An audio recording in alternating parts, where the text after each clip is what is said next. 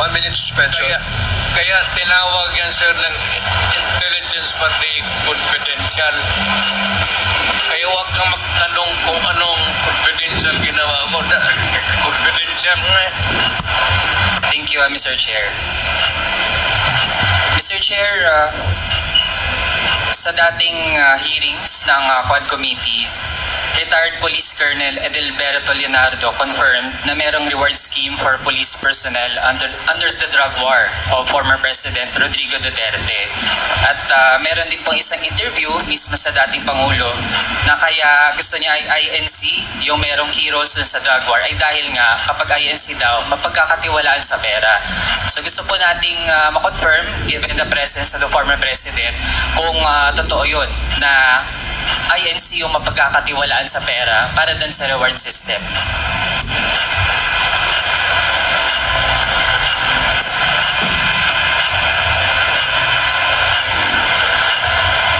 Reward system. Ganito yan. Lahat ng governors pati mayors ginagawa yan. If there is an operation which is not funded by the police because there is really no money, particular money for every crime committed at yung for the operation, lalo na out of town, you have to provide. If it is a Davao City, outside of the province of Cotabato, prosecutor kasi ako, so I will begin to count kung magkano. Sabi, sir, sa South Cotabato, gaano kalayo yan? Anong gamitin ninyo? May gasolina, pagkain. So, pagkanguri ko, pagkain. Bigyan ko yan sila ng, okay, I'll give you 20,000. Magamit nila yan, gamitin nyo yan. Pag may sobra niyan, magsabi sila, sir, hindi na ubos kasi nahuli ka agad. Kasi marami, hindi mo masuloy, hindi mo mabulsa yan kasi marami kayo dyan sa team na police nag-ooperate. Sasabihin mo talaga yan pagbalik, sir, may sobra dito, sir. O, ilan? Sir, malahati. Bigoin nyo na yan. Mr. Chair. Reward. Correct. Very correct. Talagang totoo. At minsan, bigyan ko pa dagdag. So Mr. Chair, dahil ngayong kino-confirm na rin naman ng dating Pangulo na merong reward system at sabi po niya hindi lang pala siya yung gumagawa niyan. Meron ding iba na gumagawa niyan in relation dun sa anti-drug campaign. Mr. Chair, I'd like to delve into specific persons na napangalanan na rin dati sa Quad Committee. Nabanggit din ng dating Pangulo sa Senado, merong pong alias Smoking na tagabigay ng pera sa mga pulis para sa drug war operations. Ito pong si Smoking ay bahagi po dati ng Presidential Management Staff. Tama po ba, Mr. Chair? Yes, an employee of the management staff. Mr. Chair, bakit kinakailangan na isang taga-presidential management staff ang tagabigay ng pera? Saan po ba nanggagaling yung pera na siyang ginagamit para dun sa reward system? Peace and Order Fund of the government. Huwag mo naman sabihin na ako pa ang magbigay doon sa mga pulis. Do not expect me to go down from the office at sabihin ko mag-distribute ako. Mr. Chair, yung Peace and Order Fund, saan po yun specifically nakalagak? Galing po ba yun sa pondo ng Office of the President? Lahat ng opisina, sir, from the President down to the Governor, Mayors, may Peace and Order Fund.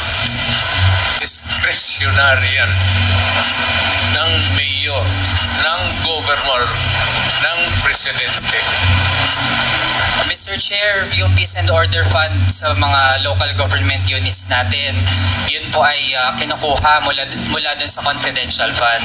So kung sa Office of the President, lalo na't meron ding allocation for confidential and intelligence fund, dun din po ba kinukuha yung Peace and Order Fund para dun sa reward system?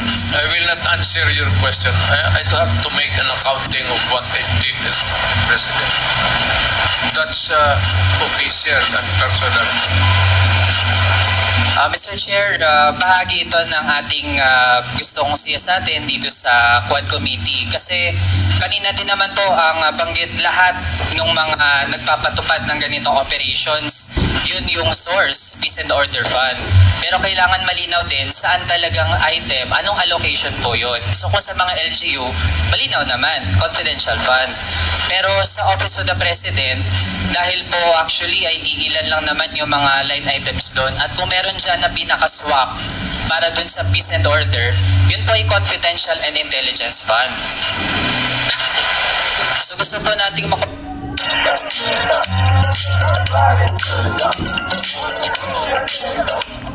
pa-confirm lang, dahil po nalaman natin meron talagang reward system at merong pinanggagalingan yung pondo para dun sa reward system. Sir, sandali medyo papahingin mo lang ako ng 1 minute suspension. Kaya tinawag yan, sir, ng intelligence pati confidential.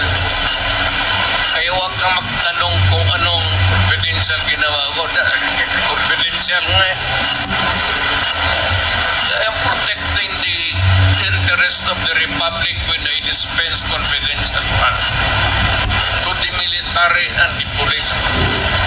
Do not make me account for something which I cannot do legally. That is not allowed by law. I am prohibited from doing it.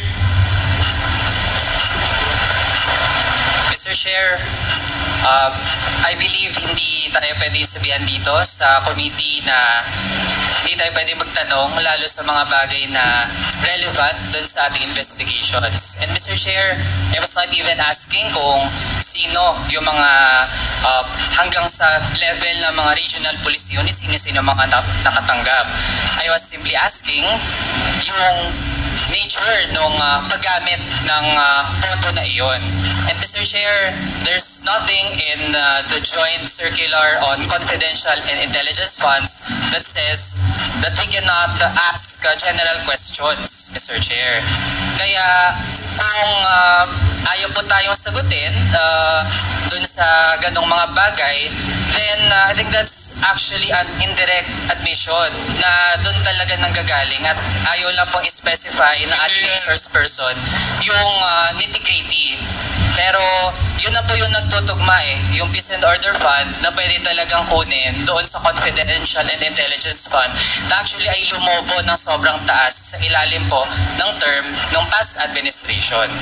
So actually po, we gave our resource person a chance to answer pero nagdi-deviate po mula doon sa paano talaga sana sagutin ng diretso kasi simple lang naman po yung tanong kung doon ba kinukuha. Okay, let me answer you. Chance to answer.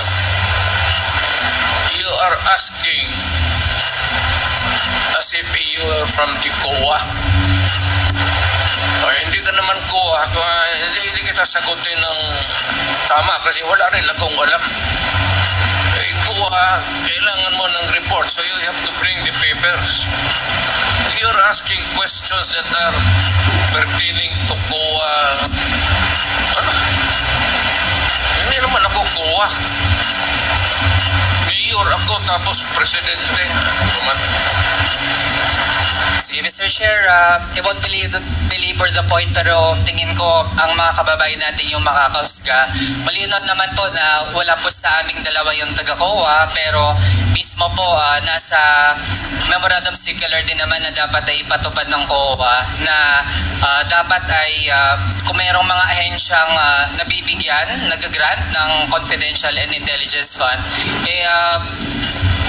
dapat po hindi nga yun in the first place nakatago mula sa mga kababayan, kasi the fact na nakatago po yan, ito po yung nangyari. Nagamit po ang pondo na yan para dun sa mga